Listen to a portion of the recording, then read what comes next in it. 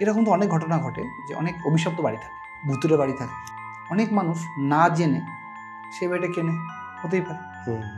তবে কি যে কেনে তার উপর কি সব ওই নেগেটিভ এনার্জিগুলো সব তার উপরে ভর করে বা তার উপরে অ্যাটাক করে? এটা তো হামেশাই হচ্ছে।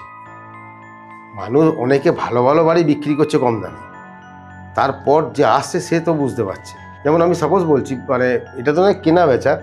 এক ভদ্রলোক দিল্লি থেকে এসে, অ্যাকচুয়ালি উনি ওনার আমেরিকায় 2 মেয়ে থাকেন। ওনার আমেরিকাতেও একটা বাড়ি আছে, 2 মেয়ের বাড়ি। কোনো ভয়ে কসবাতে একটা বাড়ি তৈরি করেছিল, সেই বাড়িটা উনি কোনো ক্রমেও বিক্রি করতে পারছিলেন না। মানে ওনার দিল্লিতেও একটা বাড়ি ফ্ল্যাট আছে, কসবায় প্লাস আমেরিকায়।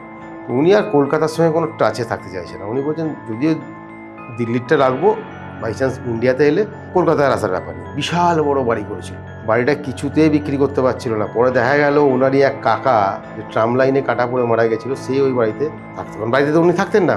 যে অনেক জায়গায় ফাঁকা বাড়ি থাকলে যেমন আশেপাশের সব ছেলে মেয়েদের মানে একটা আড্ডা এইসব হয়, তখন এনাদেরও আড্ডা।